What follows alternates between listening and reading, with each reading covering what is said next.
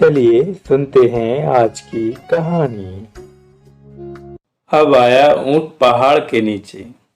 अनाज तथा अन्य सामान की ढुलाई बैलगाड़ियों, घोड़ों, ऊंटों आदि से होती थी। सामान को लाने ले जाने के यही साधन हुआ करते थे। एक आदमी ऊंट से सामान लाने ले जाने का काम करता था। कभी वह खलिहानों से अनाज बाजार में ले जाता था, तो कभी सामान को एक स्थान से दूसरे स्थान ले जाने के लिए ऊंट का इस्तेमाल करता था। यदि उसे कभी कभार रिश्तेदारी में जाना होता था, तो वह ऊंट को सवारी के रूप में इस्तेमाल कर लेता था। जब ऊंट सामान से लदा चलता था, तो वह गर्दन उठाकर दूर दूर तक देखता। ऊंट के आगे ही नहीं, बल्कि अपनी गर्दन घुमा घुमा कर चारों तरफ देखता। ऊंट हमेशा सोचता कि मेरे से ऊंचा संसार में कोई नहीं है। मैं दूर दूर का नजारा देख लेता हूँ। मैं पेड़ों की फुनगियों को तोड़कर खा लेता हूँ। इसी घमंड में वह जीभ निकालकर बलबल की तेज आवाज करता। ऊंट तभी बलबलाता था जब वह पागलपन जैसा व्यवहार करता था, या उसे अपने ऊपर बड़े होने का घमंड हो जाता था। बलबलाते समय ऊंट कभी कभी ऊंटवरिया को परेशान कर देता था। ऊंट हाँकने वाले को ऊंटवरिया को परेशान कर देता था। सामान लेकर इधर उधर भागने लगता था। तब बड़ी मुश्किल से काबू में आता था। बेचारा ऊंटवरिया ऊंट से बहुत परेशान हो जाता था। ऊंटवरिया भी ऊंट की इन आदतों से अपरिचित हो चला था, इसलिए ऊंटवरिया परेशानी सहने का आदी हो गया था। एक बार ऐसा समय आया कि ऊंटवरिया को सामान ढोने का काम नहीं मिल रहा था। बहुत परेशान था। खलिहानों से अनाज उठ चुके थे। घर का खर्चा चलाना मुश्किल हो रहा था। उसे घर चलाने में दिक्कतें आने लगीं। इसी बीच उसके पास एक ठेकेदार आया। उसे कई ऊंटों की जरूरत थी। लगभग 20-25 दिन का काम था।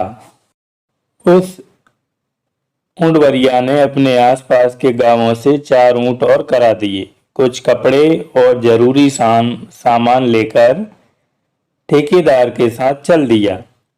अब वह ऊंटवरिया अपने साथियों के साथ उठता, तैयार हो सबके साथ काम पर पहुंच जाता।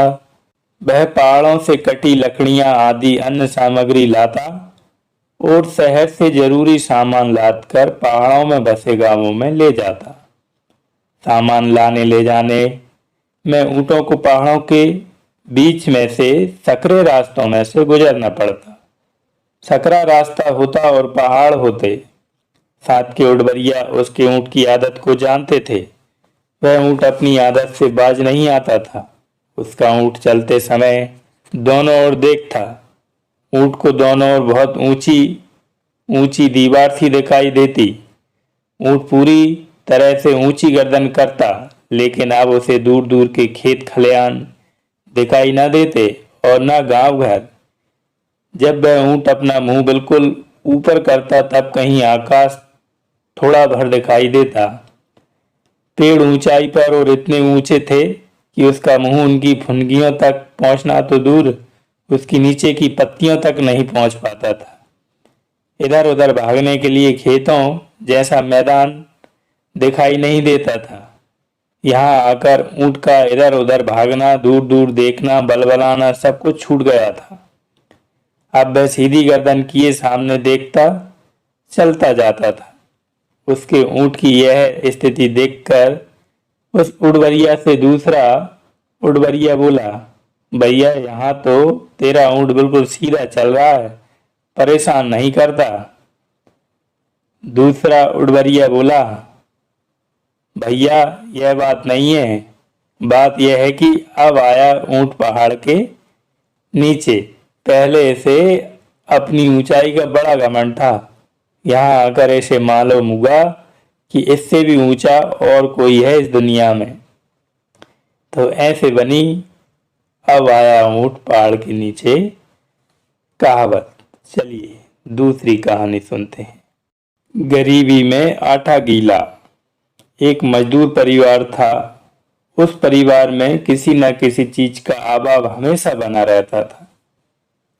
परिवार में किसी बच्चे के पास पूरे कपड़े नहीं होते थे। घर की रूखी सूखी रोटियों के अलावा बाहर की चीजें कम ही खा पाते थे। सर्दियां भी बिना गर्म कपड़ों के गुजर जाती थी। कभी भरपेट खाते तो कभी आधा पेट। एक दिन की बात है, सब बच्चे चौके में बैठे थे। उन्हें जोर की भूख लग रही थी। बच्चों की माँ आटा मान रही थी। वह आटा में पानी थोड़ा थोड़ा करके डाल रही थी, फिर भी पानी कुछ ज्यादा पड़ गया था। आटा इतना गीला हो गया था कि उसकी रोटियां नहीं बनाई जा सकती थी।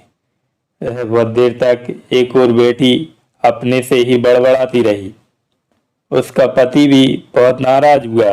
उसे ऐसा लगने लगा कि बिना रोटियां खाए ही काम पर जाना पड़ेगा। औरत उठकर अंदर गई और मटकियां देखने लगी, शायद किसी में आटा बेसन आदि कुछ पड़ा हो, लेकिन कुछ नहीं मिला। अंत में वह आटा लेने के लिए दुकान पर गई।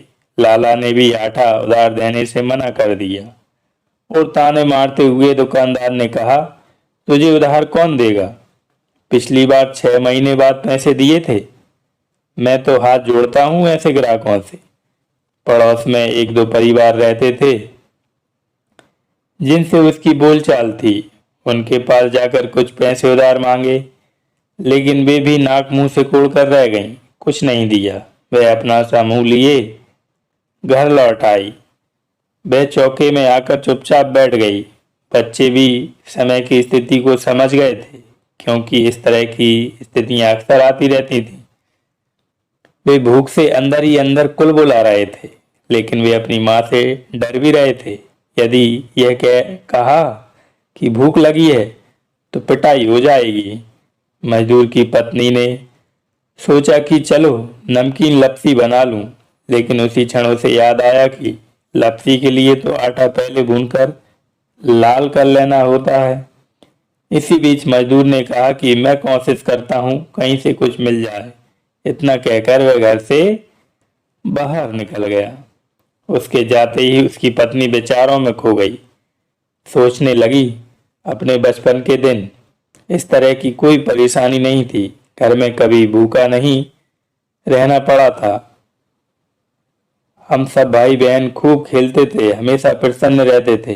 अचानक ध्यान टूटा और आह भरकर कहने लगी, हे भगवान, गरीबी में किसी का आटा गीला ना करे। तो ऐसे बनी गरीबी में आला आटा गीला होने की कहावत।